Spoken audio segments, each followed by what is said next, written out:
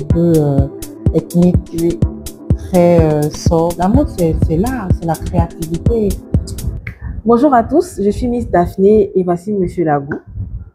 Nous sommes aujourd'hui avec Tata Maryse, une icône de la mode. On peut le dire même. Aujourd'hui, on va lui poser quelques questions parce que nous sommes curieux quand même. Qui est Tata Maryse? Tata Maryse est une passionnée de la mode.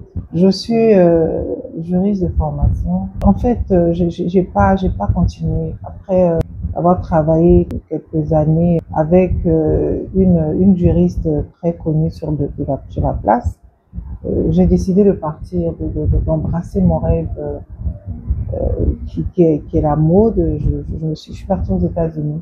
La mode, c'est un art, mais c'est une passion. Donc, je me suis inscrite dans une école de mode, qui est l'Institut international de mode en Floride, à Tampa.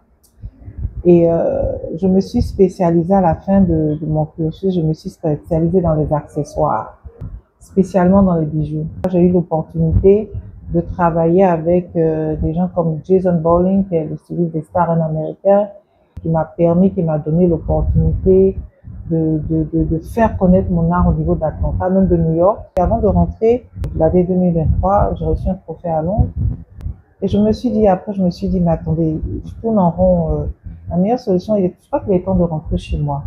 Il y a aussi le fait que, après que mon père soit parti, ma mère était quand même seule et je me sentais un peu stressée d'être loin d'elle et tout. Et il fallait que je rentre pour être à côté d'elle, vraiment.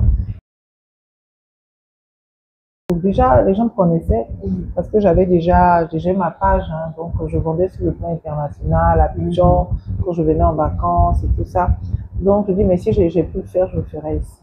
Mon gros challenge, c'était de faire passer mon savoir. Donc j'ai commencé à travailler avec Dr Amani. Aujourd'hui, je prends des clientes en privé, je travaille en consultance avec le groupe Carinen.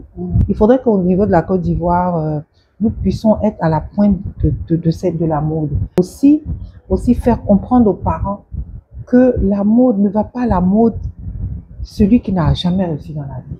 Donc ma mission aujourd'hui, Tata Maryse, c'est de pouvoir aider ces jeunes-là à embrasser les métiers de la mode avec le support de leurs parents. Donc, moi, ce que je retiens ici, c'est que moi, je pense que notre passion, c'est aussi le message que Dieu met dans notre cœur.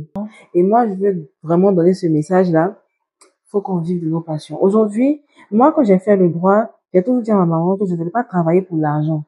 Je voulais travailler parce que j'aimais ce que je faisais.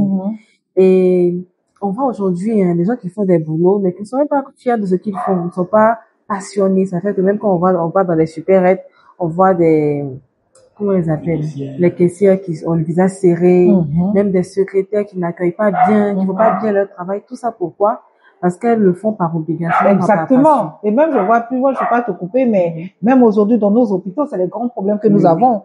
À l'époque, n'était pas infirmière qui voulait, l'infirmière aimait sa passion. Pour tous ceux qui veulent se faire former, est-ce qu'il y a une base, est-ce qu'il y a vraiment quelque chose? Ah, les prix, ok, oui, non. Non, pas vraiment. C'est-à-dire que, comme on disait on parlait de passion avec Miss Daphné, c'est la passion, comme je vous dis. Ben, je t'invite à venir t'inscrire pour cette formation-là et on te montrera, à part ta passion, comment entretenir pour que ça puisse être ton activité principale ou pour que tu puisses embrasser cette carrière-là. C'est ouvert à des gens qui ont la formation, ceux qui veulent s'informer, ceux qui veulent perfectionner leur travail.